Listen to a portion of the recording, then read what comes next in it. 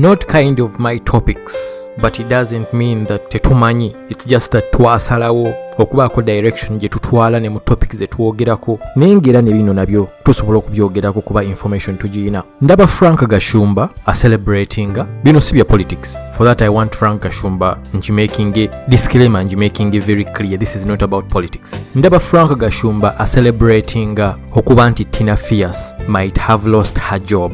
Ava kupostinga ku Facebook, when you hurt us take it as a loan because we'll bring it back with interest. Yapostinze ne post before that eraga nti scoop badge suspendinze. Well, I want to be very clear, nze sigenda kutwala side. I don't support Shira Gashumba, I don't support Tina Fierce. Nenze ngenda kukubulira ekiri ku ground kyennyini. Frank Gashumba taina ku celebrating ngalooza nti ekya suspending za scoop on scoop yesaga ya Shira Gashumba ne Tina eriwo nga banenya Tina about cyberbullying blah blah blah. Ekiriwo ku ground nti UCC, Uganda Communications Commission, suspending the program eyo ebadde airing ku Urban TV after several complaints about its content. Naye bagenzo gisuspendinga ng'already ebadde eri mu seasonal break. Eyo seasonal break babadde bagitwala buli mwaka. So that I want you to understand. N'ekirala, issue ya Gashumba ne Tina Fierce si ye suspending siza scoop on scoop.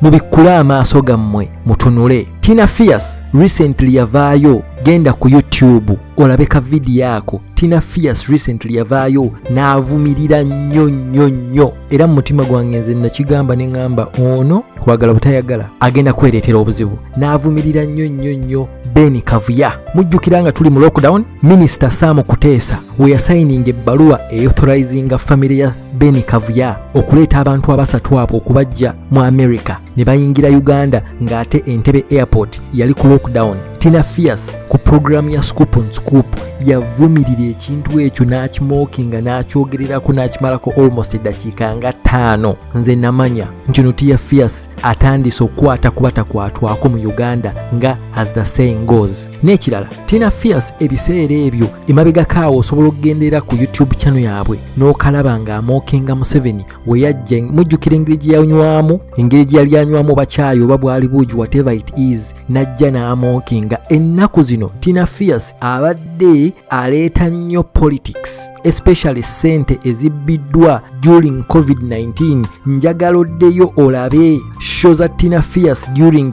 these 3 months of curfew, these 3 months of lockdown. Nze nategererawo nti ono Tina Fierce agenda kwereetera obuzibu. Kaakati bino ebya Shira Gashumba n'ebintu ebirala byazzenga excuse. It was just a catalyst. N'okwekwasa nti we bagenze ne bacomplaininga bano bazzeeyo buzi ne batunulira content oli Luswata nga yavuma. Mujjukire Luswata nga yavuma buli kimu. Mwalabako program eyo nga bagisuspendinze. Tina Fierce amaze ku Scoop on Scoop emyaka emeka? Mulowooza yakakyusa kati? No, this is the same thing she has been doing years and years. Content ya lockdown eno yamuletedde obuzibu. Yavaayo nnyo n'alumiriza Sam Kuteesa we yakkiriza family ya Ben Kavuya. Najja abadde ayogera nnyo ku ssente ezibbiddwa mu COVID-19, mu kiseera kya COVID-19. Kati n'ekirala ddayo olabeka clip ako ng'avumirira President Museveni ng'ajerega engeri President Museveni gye yali anywamu oba buugi oba kyayi. Ddayo olabeka clip ako. So nze mbabuulira amazima, si Shira Gashumba yaleese okususpendingibwa Scoop on Scoop.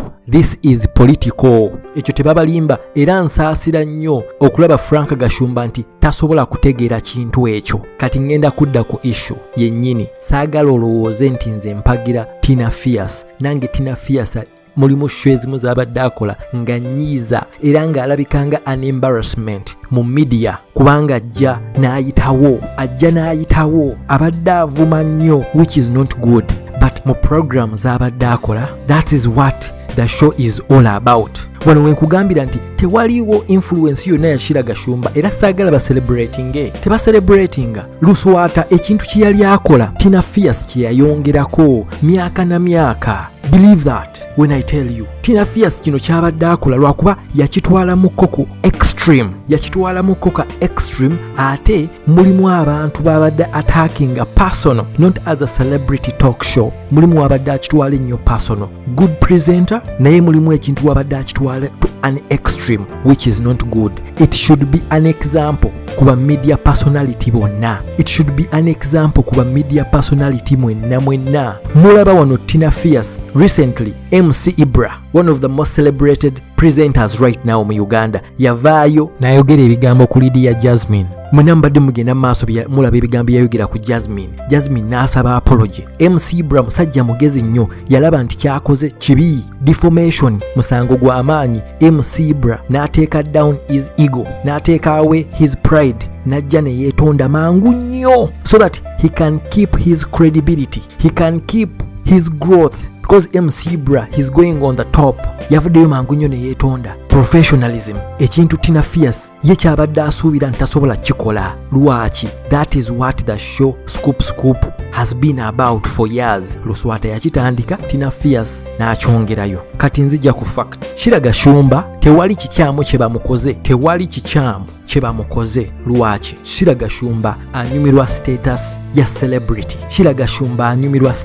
celebrity. Being a celebrity does not come free. Mulimu ebintu by'olina okugumira, ebintu ng'ebyo bajja kwogerako. Walina fame lulingo olina kyokola. Essaawa zino oli celebrity naye nga tolina kyokola. You understand? What made you a celebrity is no longer there. Right now, he's just a normal person who is trying to keep the celebrity status. Tina Fierce talina kibi kye yakoze, just that they took it personal. Era wajja kuvaayo n'omuntu omulala yenna ataakinga Shiraga Shumba. Lwaki? Ayagala okubeera celebrity ate tayagala kumwogerako. Ekyo tekigenda kubaawo. Celebrity life does not come free. Boogera kuba Bobi Wine ne babavuma. Mulaba ennaku zino Isima wavuma Bobi Wine, bavuma Chameleone, bavuma Bebe Cool, nga bavuma Bebe Cool. Bakitegeera celebrity life, and these are celebrities that are actually contributing.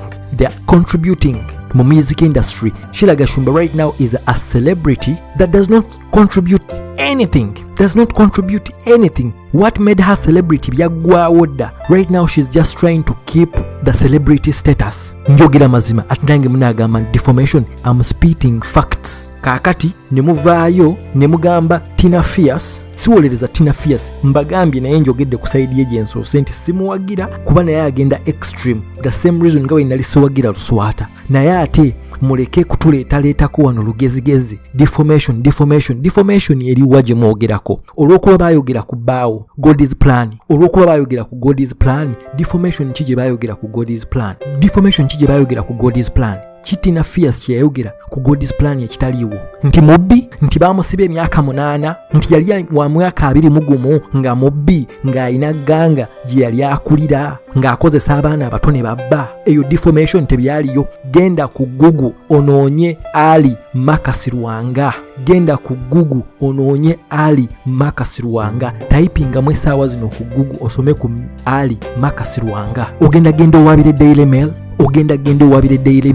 oba ogenda owaabire website zonna ezayogera ku keesi ye. Tewaliwo defamation. Okugamba nti Makasi, wenzija ne ngamba nti Makasi mubbi essaawa zino, that might be defamation. Sigambye nti mubbi essaawa zino, naye ngambye yali mukulu wa gganga, yali afuna abaana abato n'abambaza uniform z'essomero. Mugende musome bino ebintu ku Google. Era baamukwata ne bamusalira ng'omusango gumusinze ne bamusiba emyaka 8. Nze ngamba nti Makasi yali mubbi. Eyo defamation. It's not defamation. Ago mazima. Lwaki boogera ku Makasi? Mulowooza senga Makasi yali astayinze low, God's plan waliwo yandimwogeddeko? Nedda. God's plan yazze Shiraga Shumba ayagala omukuba na Uganda afuuke celebrity. God's plan waba agenda ofuuka celebrity, nkugambye the celebrity life does not come free. Celebrity eva abantu bagendanga ne basikayo obuziina abo bwonna busikeletu ne babusikayo. God's plan alina busekeletunu bwe, alina obuziina bwe mu wardrobe bwebwo, nti yali mubbi, yali akulira gganga, bamusiba emyaka 8. Genda ku Google. Kati genda owabire Daily Mail, website esinga okusomebwa mu UK. Genda si ye yokka, genda mu Independent, buli wamu baamuwandiikako. These are international platforms. Kati awo nange genda ompaabire nti defamation.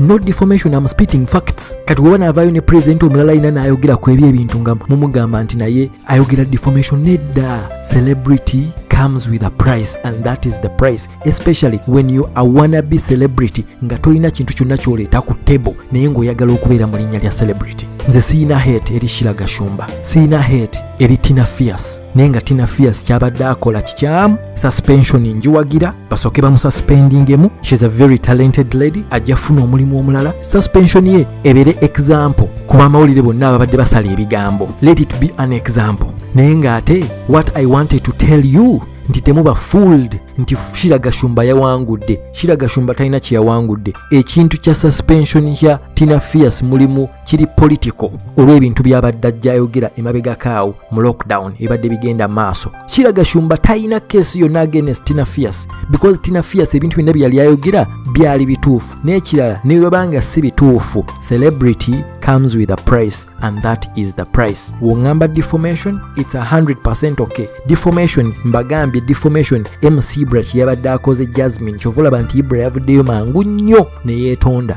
Mbulira defamation gye baateekawo ku Shira Gashumba teriiwo. Okwogera ku God's plan, mbulira defamation, genda omusomeko. Nkugambye genda ku Google otypinge Ali Makasirwanga ojja kulaba emisango gya God's plan yali mubbi. Bwe buskeleton ffenna tulina buskeleton bwaffe mu wardrobe. Those were his mistakes. Waba ayagala okufuuka celebrity abantu bajja bijjayo kuba naye mumulaba ayagala amawulire, ayagala radio, ayagala buli kimu. That is what comes with the price of being a celebrity. So toddaawo ne bakulimba nti it's because of the war between Shira Gashumba nti Shira Gashumba awangudde, that's why Tina Fierce's show was suspended. No. And all of you wanna be celebrities, I leave you with that. Celebrity life comes with a price. Peace.